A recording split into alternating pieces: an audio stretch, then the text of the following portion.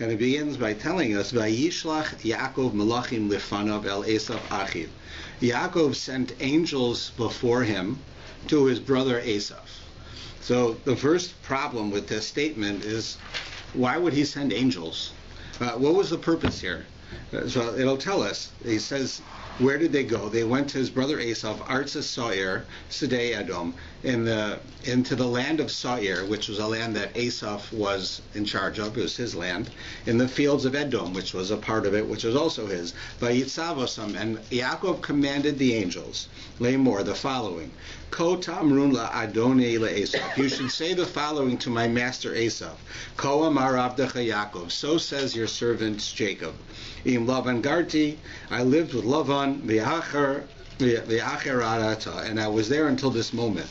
V'yihili shor v'chomer tzon v'ever v'shifcha, and he says all the stuff he's got that he has, and he says limso chem beinecha. You should find, so he should find kindness in your eyes. That is to say, he sent them these angels to come with a gift, to bribe him, and to try to make it that Lavan's not upset. That Esav's not upset with him. If you remember, the last time we see Esav with Yaakov, Esav threatens his life. He says, "I'm going to kill him," and then Yaakov leaves. So now, when he goes to see Esav again, he wants to make sure that he's not going to kill him. So he does a number of different things to try to appease him. So he sends these angels with these gifts, and the angels tell him that he's coming, and where he's been, what he's been doing, and please accept these gifts. So the first question that comes up is, what did he send angels for? And this is literal. He sent angels. He didn't, according to most of the commentaries, he didn't send people, because the word malach, as we've discussed before, the idea of an angel is the actualization of the will of God. God wants something done. When God thinks of something, right? Like if you and I think of something, so you say, I want to pick up a pencil. So your mind thinks of it, and your hand does it, right? Your hand picks up the pencil. So when Hashem thinks, I want the grass to grow. So how does the grass grow? Because he's just thinking it. So Hashem's thoughts become actualized, just like your hand, with what we call a malach, an angel. The angel is the thought of God doing the physical act that God wants done. So if God wants someone better, he sends an angel to cure him. If God wants someone to die, he sends the angel of death to kill them. So it's just this thought process actualized, right? So here, Yaakov is holy enough that he has some control over these angels. In other words, that he has the ability to use some of these angels that God sends into the earth, and he uses them to send to Esav. So what for? So imagine, who is Esav? Esav is an evil person. He is a murderer. He does everything that you're not supposed to do, and he says he's going to murder Yaakov.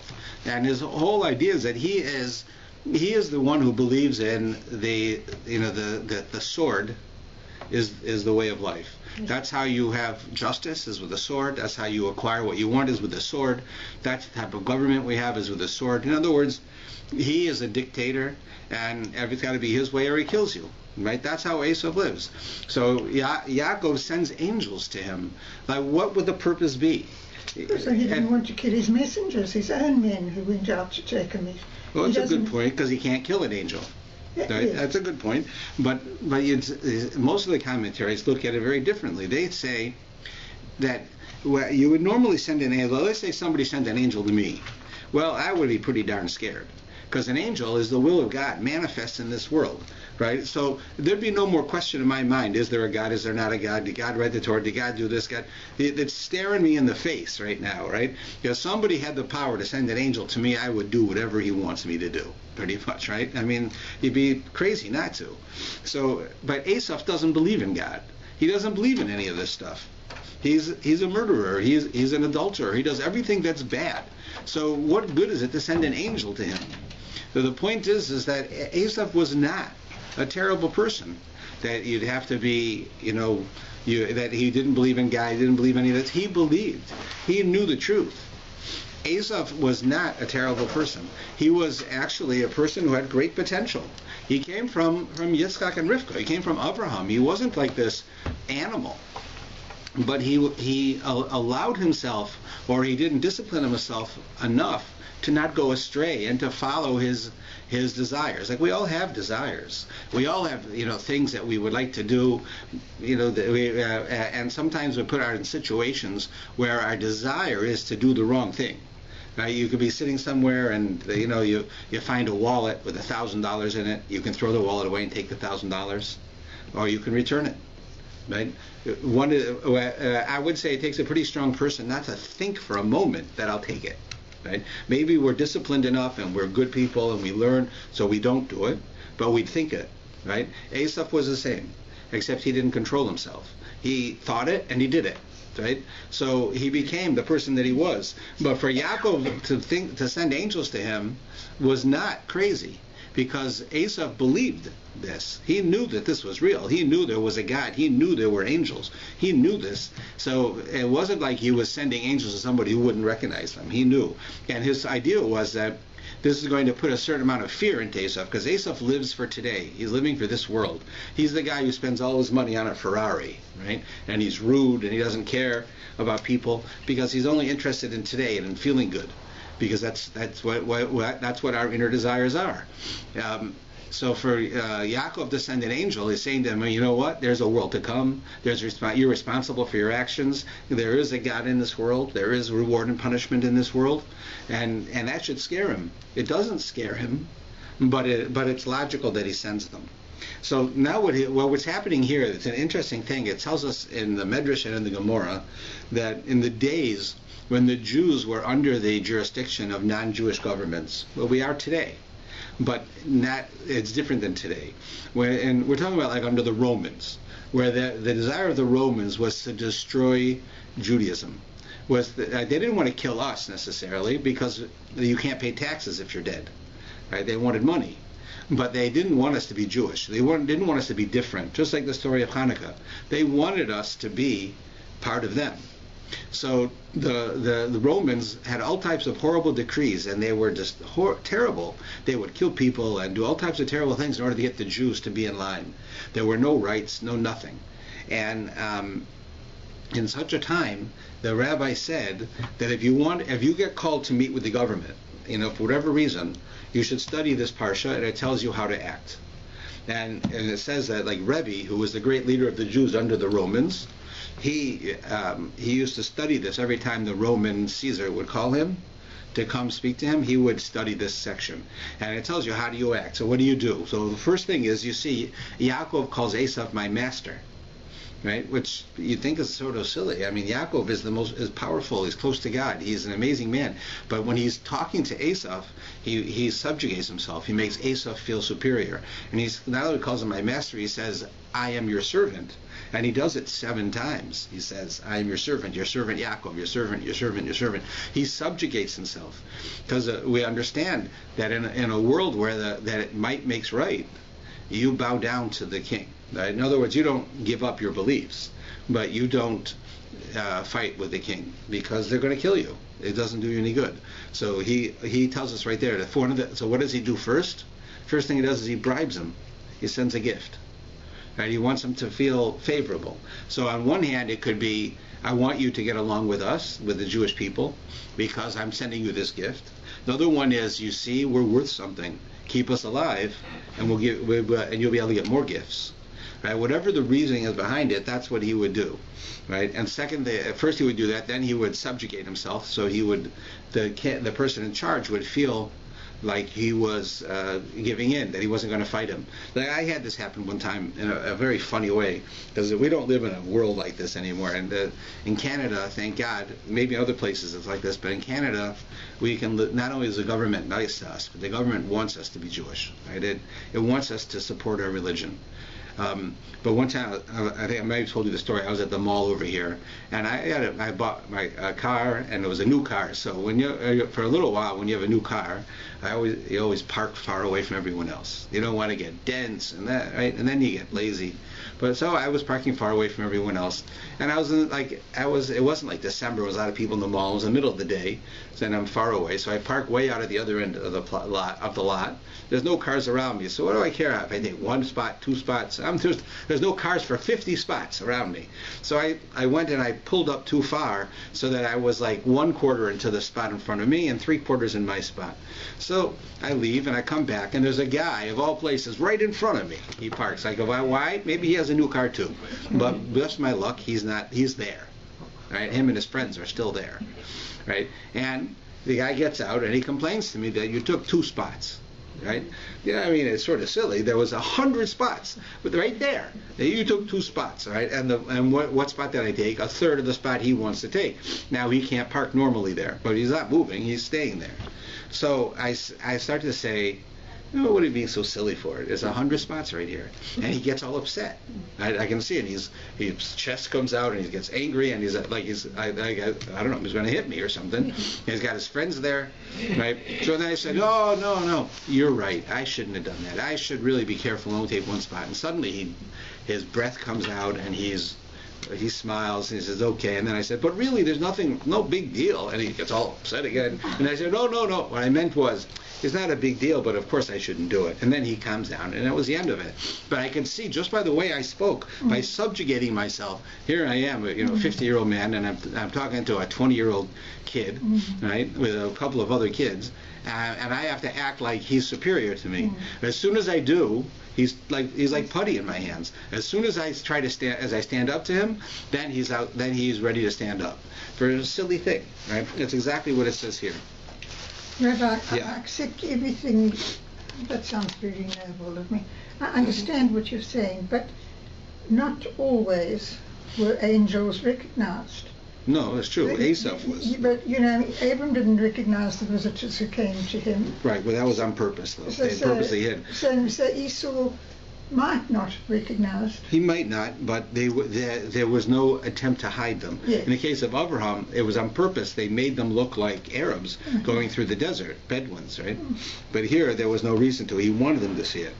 So then it goes on, and it tells us in the last line here on this page that it says that he goes to see Asaph, right? But I'm going to Banu al Achicha, went to your brother El Asaph to Asaph, Begam Holach Orsecha, and he's coming to see you with 400 men. That means be ready for war. Asaph's coming for war, right? Because he's bringing 400 men with him. That's not like he's not coming to make a party. He's going to war. So it says that Yaakov became frightened. So here's that next thing that he does. He divided the people and the flocks, cattle, and camels into 2 camps. For he said, if Esau comes to one camp and strikes it down, then the other camp can get away. Then Jacob says, God of my father Abraham and God of my father Isaac, Hashem, who said to me, return to your land and to your relatives, and I will do good for you. I have been diminished by all of the kindness and all of the truth that you have done for your servant. For with my staff I crossed the Jordan, and now I have become 2 camps. Rescue me, please, from the hand of my brother, from the hand of Esau. So what he does now is a military tactic. He says, I'm going to separate my people. Right? He's got 4 wives, 12 children, all of his livestock. Right? He's got other people who are hanger-oners who go with him. So all of I'm going to separate into 2 groups, because if Esau comes with his 400 men, he attacks one group, the other one can run away. Right? That's the idea. In fact, we look later on and we see in the writings that the Jewish people understood that was what war was. War was that you would, the way you save people in war is that you had one group would go to war so that everybody else could run away. Right? So the Jews could all run away, because we were never the greatest at war. Even if because of the help of God we would win wars, we were never military people. So we would see it as a way to get away. And that's what Yaakov does. He teaches us, if you're going to have a war, you separate into 2 groups. If they attack one group, the other group can get away. Right? Otherwise, if you have one group, he attacks one group, he's going to get them all. That was another thing that he did. So, but then he prays to God, help me. Like Esau's going to come. He says he's going to kill me. Can you come and help me? And here's where it's very strange, the wording. He says, at the end of what I said to you, he says, rescue me, please, from the hand of my brother, from the hand of Esau. It's superfluous. Why do you say hand of my brother? He only has one brother. That's Esau. Right? So why do you say, rescue me from the hand of my brother, from the hand of Esau? You should just say, rescue me from Esau, rescue me from my brother, rescue me from the hand of one, but why both? So this is where we learn that Yaakov understood that Esau was like 2 people. Sometimes he was his brother. and sometimes he was Esau. That is to say that in both cases they're dangerous. You have Esau, who is your enemy, like the Romans, and he's going to face off against you. He's going to fight you. He's going to try to kill you. You know it. He hates you. He wants to kill you. He wants to destroy you. Then you have the other one, which is your brother. This is the one who will love you to death. He will pretend that he's your best friend. He will act like your best friend, and then he will convert you to become one of him. But that's what we have in the world. In the world, you've got times when the Jews are being attacked, right? And they kill Jews, and some Jews live. Then you have another time in history where you have non-Jews who are very nice to us, but they cause us to assimilate. We become them. We start intermarrying with them. We start living with them, and we end up, in both cases, we disappear. Right? One case, they kill us. In the other place, they love us until we're no longer in existence. Now, not necessarily is that their intent. They might be very lovely people, but that's the end result, is that happens. So that's what he means by save me from the hand of Esau, who will try to kill me, or a hand of my brother, who will try to love me, but he will try to lead me astray. Like sometimes you can have friends, people that you're close with, who really care for you, who have different lives than you, and they want to do things that you wouldn't normally do, and they'll lead you astray. That's what he's referring to here. And you're going to find as this goes on that this plays out very strongly. Because when he meets Esau, first it looks like he's going to fight him. And then he says, no, I'm not going to fight you. I love you. I'm going to be with you. Let me accompany you. Right? You'll see. And then he says, Yaakov says, I don't need this guy with me. Look, we're slow. We've got babies. We've got animals. You've got an army. The army goes faster than us. You go ahead and we'll meet you later. So Esau says, no, I'll send my people ahead and I'll stay with you. Myself. I want to be with you. And Yaakov sends him away. He says, I don't want to be with my brother Esau, because my brother Esau will lead me astray. Right? So and you'll see that come up. So it goes ahead to the last line on 173. When my brother Esau meets you and asks you, saying, whose are you? Where are you going, and whose are those that are before you? You shall say, your servant Jacob's. It is a tribute sent to my lord to Esau. So Esau shows up. God says to him, what do you know what's going to happen? Esau's going to say, who is all these people? Well, Jacob left home all by himself. Suddenly he comes back now to meet Esau. He's got 4 wives, 12 children, all types of animals, all types of people with him. He's like his own world. And he says, and God says to him, Esau's going to say to you, who are all these? So what's the difference that he says? Of course he's going to say it. If you have an old friend, and you haven't seen the friend since high school, and then you see him, friend again, and you're a grandmother, right? So you're going to say to your friend, so who are all these people? You got married. I haven't seen you since you were 16. And you had children, and you have grandchildren. Wow, right? So why does God say He's going to say this, and this is what you say? Because the answer is because Esau understood when Jacob got the blessings, right? And before, when we talked about how Jacob took the blessings, right? Yaakov was given the world to come. He was given everlasting life. He was given the Jewish people. Esau was given this world. This world is Esau's. Esau controls this world. And now he looks at Jacob, and Jacob's got this world too. He's got money, he's got animals, he's got wives, he's got children, he's got everything that you need in this world. So, and he says to them, who are these? Wait a minute, he says. It's bad enough that you took from me my blessing, which was the world to come. Now you're taking this? You're taking this world too? That's what you're doing? So he says, that's why God says to him, now you have to appease him. You have to give him a gift. You have to do things. So he should understand that whatever you have in this world, right, you don't have it by taking from him. Because what's the difference is that Yaakov understood that for him to have the world to come, to have, right, the everlasting life, that relationship with God, comes from using this world correctly.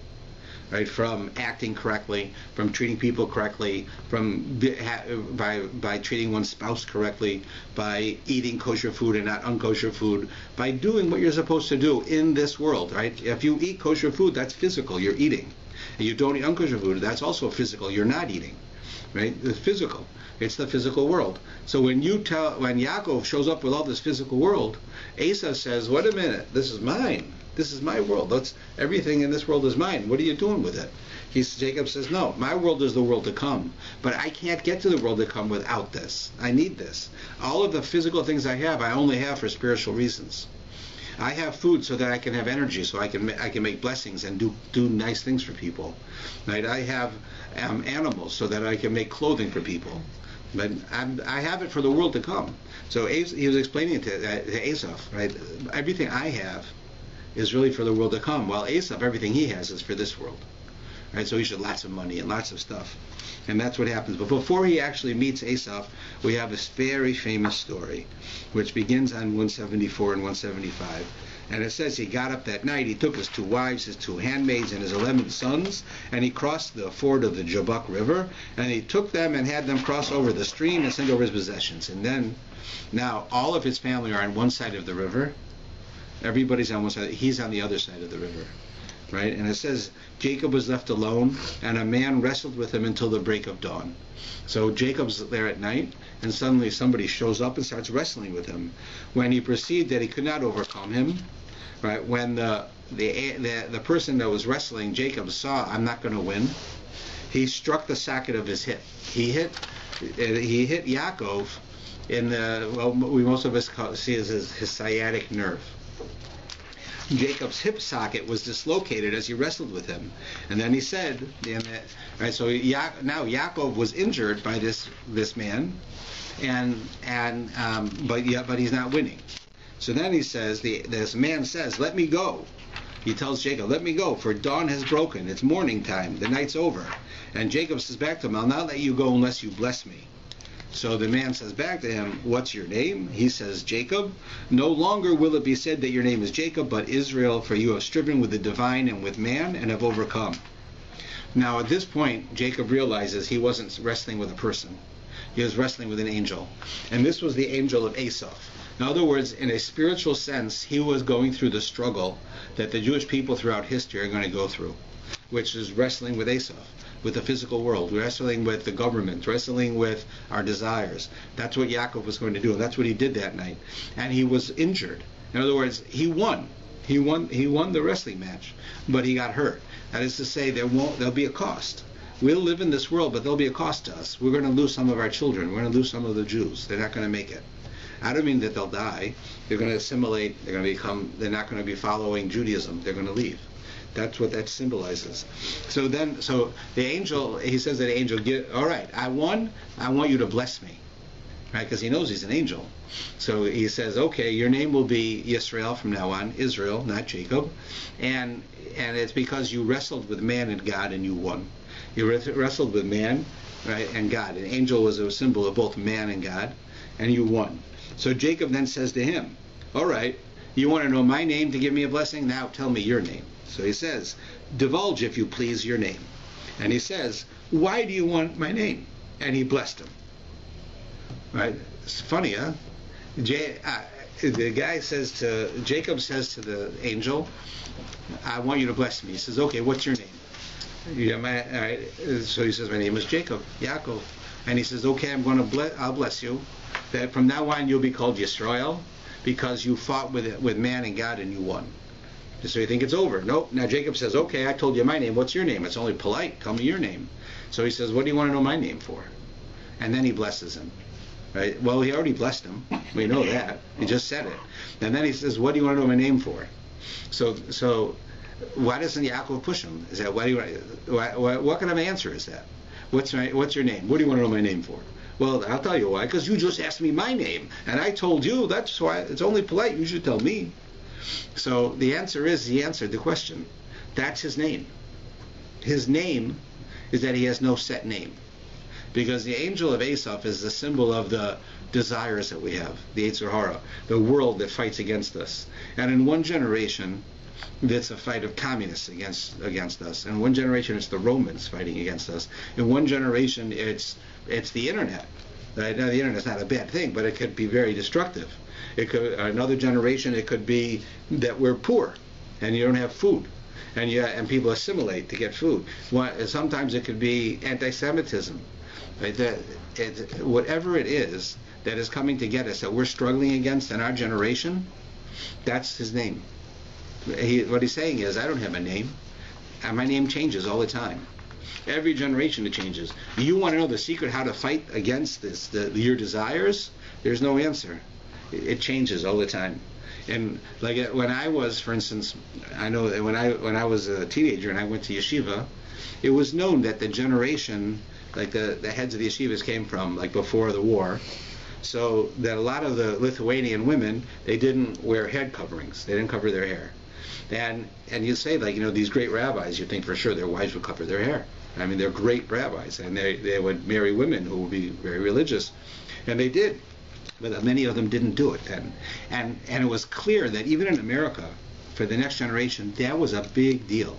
To ask a woman to cover her hair then was a big deal, and very few women did. They could be totally religious women, and they didn't do it. But and the ones who did it, it looked like they were wearing a mop on their head. It was terrible looking, right? Which is probably maybe a good reason why they didn't do it, but they didn't do it. And you had some of the greatest rabbis of the times whose wives didn't, and many regular people. Suddenly, in this generation now, you look at the young women; they all cover their hair, and they all have very nice wigs. So in that generation, the struggle with this angel was for the women was to deal with that issue. That was some of them did it, some didn't. And our generation, it's not the issue anymore. No one's fighting that issue. Right? In the 60s, it was pants. Right? Women wearing pants. That was their issue. Right? They wanted to wear pants. Then this generation, the younger women, they never even wore pants. You don't see it. And here, I'm not making any judgment on anyone. I'm just trying to explain an example of how each generation has its tests, different tests. Right? When I was a kid, like very few people wore yarmulkes in the street. They were afraid to. And now, I'm not talking about the 1940s. I wasn't born until almost 1960. But still, people didn't wear yarmulkes in the street. Today, everybody does. Everyone does. So it was a change, right? So you see that. Today, people are openly Jewish here in North America, and we weren't like that before. And there was different struggles. Every generation had its struggles. You had the struggle, before communism became the law, like in Eastern Europe, you had many Jews who wanted communism because they were poor. They had no food, they had no money, and they said, we have to have a better life. It can't be that this is how we're supposed to be. Mm-hmm. And communism will provide a better life for everybody. Everybody will have. So they all wanted to be communist. So that was the struggle of that time, was communism. Today, that's not a struggle, it's a joke today. Right? It's changed. Right? That's why he says, tell me your name. Because what do you want to know my name for? That's his name. His name is, he doesn't have a name. It changes. It won't help you to tell you my name, because right now my name is wearing a yarmulke, and you won't do it, or you will do it. In 10 years it'll change. It'll be something else. Today it's communism. In 10 years it'll be Bundism. In 10 years it'll be another type of ism. Right? It's not going to be the same. That's what he says. So why did the angel of Esau ask, what is your name, to Jacob? Surely he knew who he was fighting. Yeah, he definitely knew who he was, but Rabbi Hirsch teaches us in his commentary that the word in Hebrew for name, shem, that's the word shem, is the same word as the word for the there, sham. Same as shin mem. The word name and the word there. Like if I want to say, where is something? Sham, there. It's there. I point at it. Right? It's sham. And why? Because what is a name? A name defines you. According to Jewish tradition, right, a name is not just what your parents like. Like I know when I was a kid, my mother told me if you were going to be a girl, your name was going to be Jacqueline, like Kennedy's wife, right? Jacqueline. We liked that name then, right? But it had nothing to do with who I was, right? But when they gave me my Hebrew name, that was a description of who I am. The essence of my personality would be found in that name, because that name came through a certain amount of prophecy. Your Hebrew name describes you, just like when I point at something, it describes it. You don't know where's that? You say, where's the milk? There.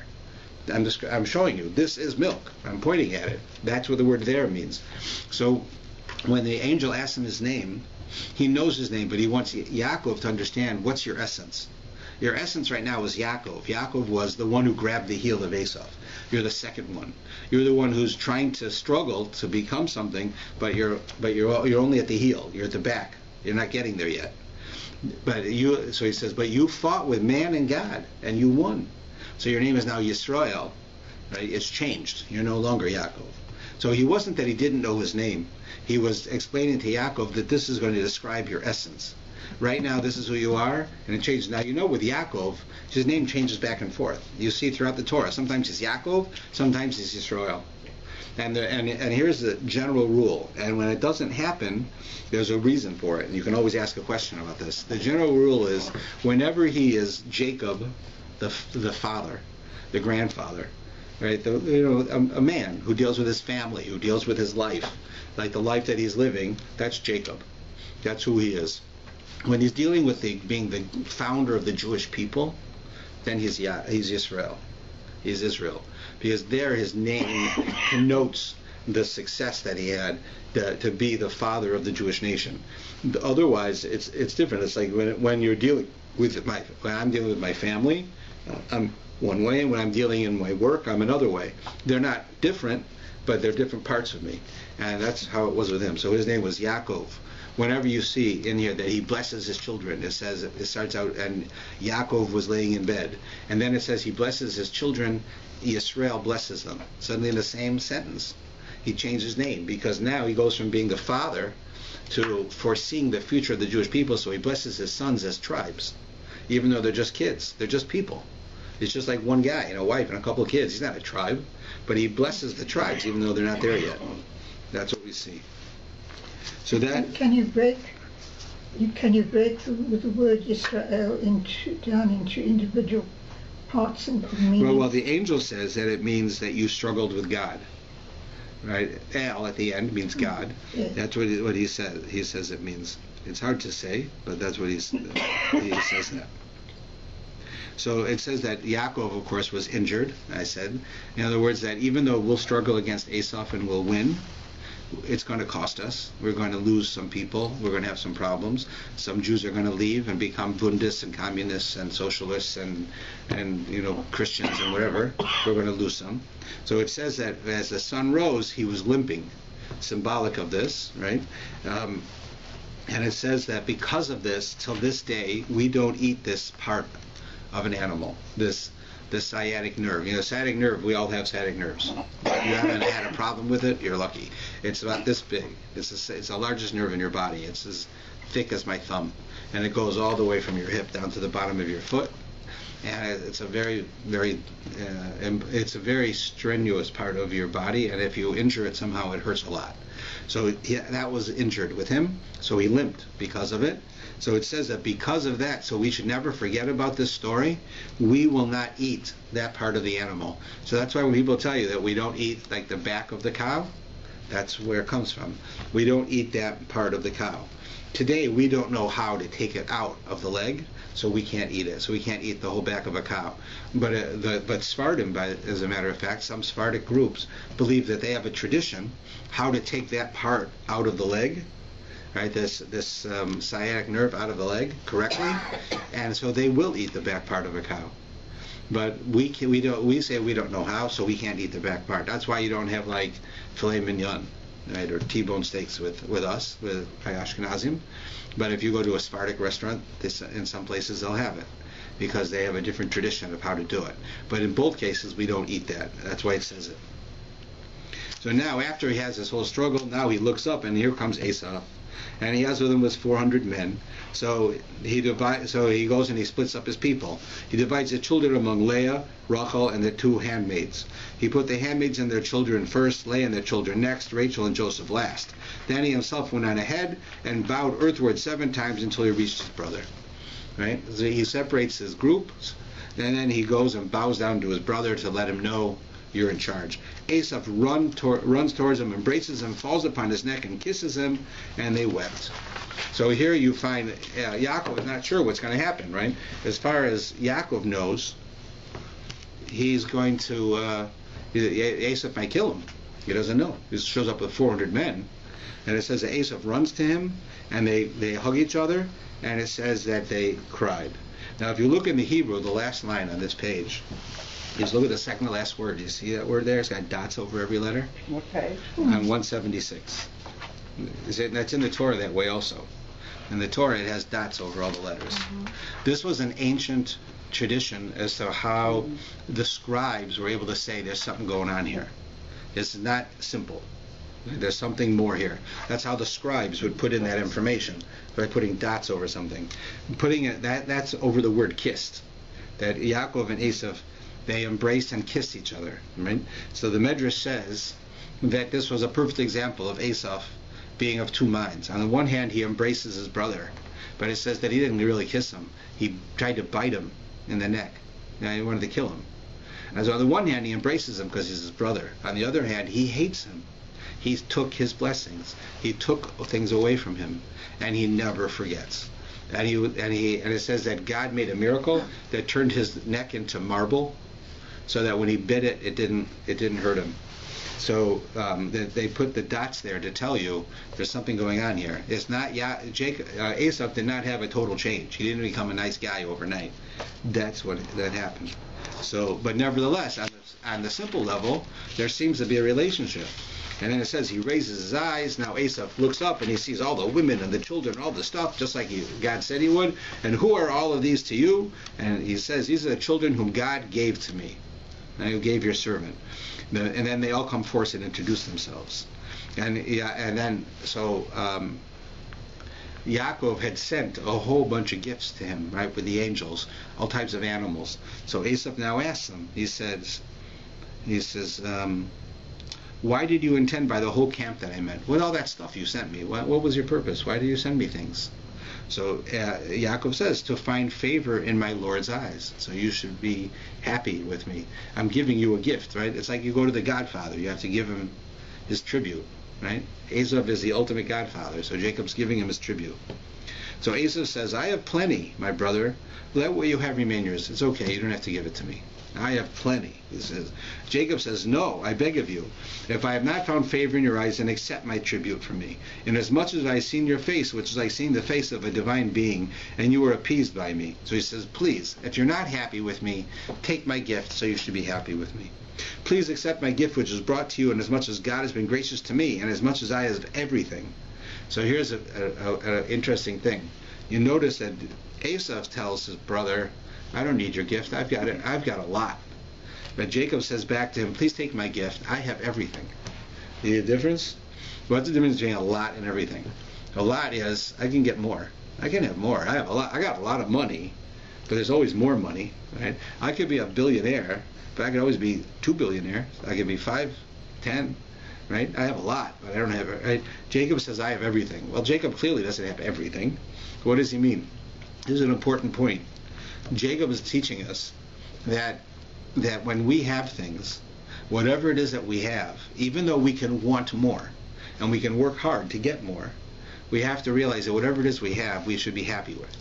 If you're happy with what you have, you're happy. If you're not happy with what you have, you will never be happy, period. Nobody can be happy if they're not happy with what they've got. That's what it says. The definition of a happy person, according to the Torah, is a person who's happy with what they have. But you always ask, well, does that mean then I'm just like lazy? No, it means you can want more. You can want to be a millionaire. You can want to have a house with 20 bedrooms. You can want to do it, and you can work to get it. But in the meantime, you have a house with 2 bedrooms.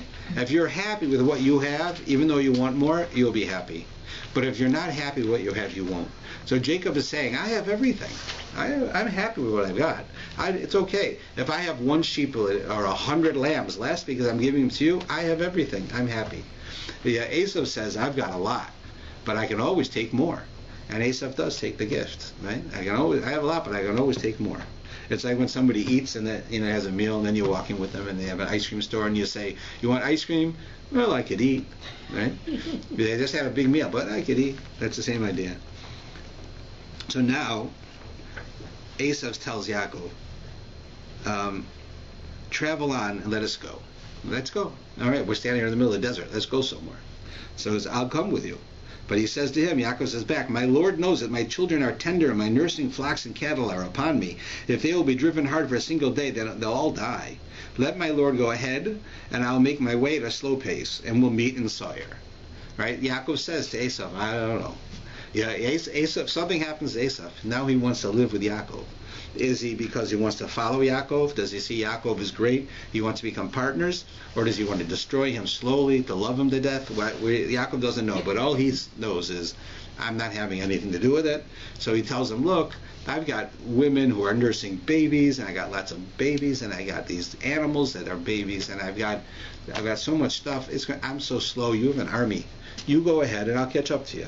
That's what he says to him, which clearly seems he had no intent to do that, because he doesn't. Then Esau says, okay, let me assign to you some of the people who are with me. No, listen, I'll give you some of my army. My army will help you so you can go faster. So he says, why? Let me just have favor in your eyes. No, you don't have to give me your people so that we can go together. Just be happy with me. Just make it so that we get along.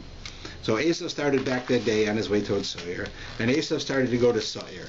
But Jacob sojourned to Sukkot. Jacob went a different direction. He went to Sukkot. It's a place called Sukkot. So the fact is that Yaakov never does go to Seir, and it seems that he lied to his brother.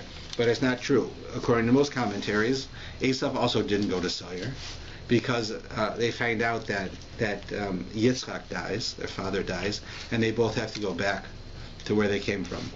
So it says that Yaakov goes to a place called Sukkos, and he built himself a house, and for his livestock he made shelters. He therefore called the name Sukkos. He went to this place, he called it Sukkos, that was the name of the city that he went. And what did he do there? He made a house for himself, and he made a pen or a barn for his livestock. And here the commentaries tell us, this is the first place you see anybody taking care of livestock in such a way. Up until now, right, people fed their animals, they medically took care of them, but nobody made a barn for them. They just lived outside. In the history of the world, up to this point, that's how they lived. Yaakov comes and says, no, we have to be caring. We have to be sensitive to our animals. We have to take care of our animals. If the weather is too hot or too cold, we have to make sure that they have a place. So he built them a place. Now, in our world today, you got people who are a bit nutty about all this. Right? They take care of animals before people. Right? They're more interested that an animal should be taken care of and a person could die. I mean, you have such people. First thing is, you've had this throughout history. In the same, in Germany, when they made these rules against the Jews, they took away the Jews' civil rights, right? Human rights. You can take what you want from the Jews. You can kill them, right? You can do whatever you want to the Jews. When they went and did this, they said this, right? The Nazis at the same meeting that they said this, they said you're not allowed to bring a bear into Germany because the circuses, when they came, didn't treat the animals right. They were abusive to the animals. So the Nazis said, no, we're not allowing animal cruelty in Germany. So at the same meeting that they took away human rights from the Jews, they gave rights to animals.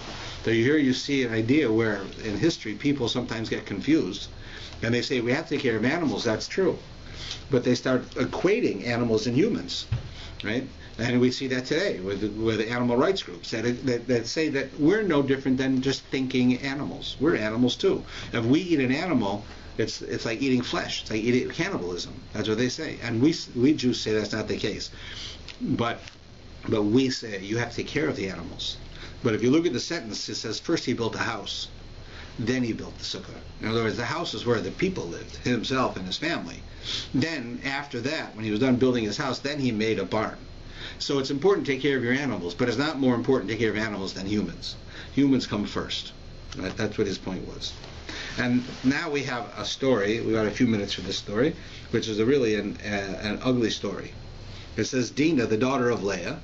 So you have Dinah, who is Jacob's only daughter, coming from Leah, whom she had borne to Jacob, went out to look over the daughters of the land. So she left their camp to go and see the other women from the other tribes that weren't Jewish, right, from other nations. What are they doing? Like, what's going on? She wanted to go visit. She's traveling. So it says that Shechem, the son of Hamor, the prince of the region, Shechem, whose father was the king, saw her, and he rapes her. That's what it says. He lays with her and he violates her. And he becomes deeply attached to her, and he wants to marry her now. Right? And he says, take me this girl for a wife. Right? He tells his father, get me this girl. I want this girl. Right? He rapes her, and then he says, I want to marry her. So Jacob heard that his daughter got raped. And right, and when his sons are out taking care of the animals. So now the father of this guy who's the prince, the king, now comes to Jacob and wants to make a shidduch, right? So it says Jacob's sons come back, and they heard the men got very upset, and they were fired deeply with indignation, for he had committed an outrage. The guy raped our sister. Right? So this can't be done. So the guy comes and he says, listen, Shechem, my son, he loves your daughter. Let him take her as a wife. We can intermarry with you. You can intermarry with us. Give your daughters to us, and take our daughters for yourselves. And among us you shall dwell. You can become one with us. The land will be before you. You can live here. You can do whatever you want. We'll become one nation. Right there, the king now says, my son wants your daughter. Come and be a part of us. Right? That's what he says to Jacob. So what happens, just to tell you the story without going through line for line, what happens is that the Jews aren't going to do that. They're going to give up being Jewish and become part of Shechem. That's not going to happen. They're going to become part of a nation where the prince can rape women like that. We're not doing such a crazy thing. We have a goal. We have a mission in this world. So the two sons of Yaakov decide, they come and they say, you know what? Okay, we'll do it. We're going to assimilate. We're going to become with you. But there's one rule. We find it disgusting if men haven't been circumcised. You have to circumcise yourselves. If you all circumcise yourselves, then we'll do it. So they go, and the king comes back, and he tells them, everybody has to circumcise themselves. I'm the king. You got to do what I say. So all the men get circumcised. Right? And the king thinks now the Jews are going to come. We're circumcised like them. They want us. Right? So while they're in pain from the surgery of circumcision, it says that there's two brothers, Shimon and Levi, come in and they kill everybody. Right? They tricked them. They killed them all. They said, we're not going to let this happen. We're not going to let you do this. You can't rape our sister. So they went in and they killed them all. And later, Yaakov gives them a curse for this. He's not happy about this and it's not because necessarily they killed them. It's because they lied to them. They tricked them. It's one thing to say, you do this to our sister. There's a penalty for this. You can't do this. No, the world needs to know you can't go to the Jews and take our women. So that I can understand. Yaakov had no problem with that either. But his problem was that they went and they pretended, yeah, sure, we'll be with you. We'll have a party. We're going to make a big wedding now. So you have to circumcise yourselves. But then everything's all set.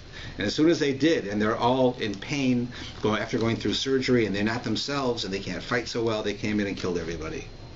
Right? And they take her back. Now there's a common belief that she was pregnant with this person's son. And the daughter she had a daughter named Osnath, who ended up being adopted, being taken and adopted in Egypt by Potiphar and his wife, and raised. At the same time, of course, Yosef is with the Jewish people. Eventually, he goes down to Egypt, and he marries the daughter of Potiphar, who is actually his niece. That's not really the daughter of Potiphar at all. It's an adopted daughter from his sister Dinah. From them, they have there's two children, twins, which is Ephraim and Manasseh, the two sons. And Jacob says that these two children are like tribes to me. In other words, that they're very special to me. They're my grandsons, but they're like sons. And from here, there's a bit of a long story, but we see that the kindness that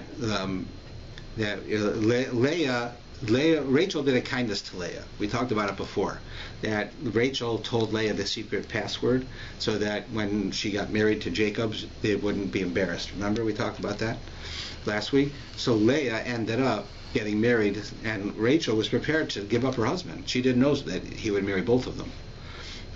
Because of this, Leah felt very indebted to Rachel.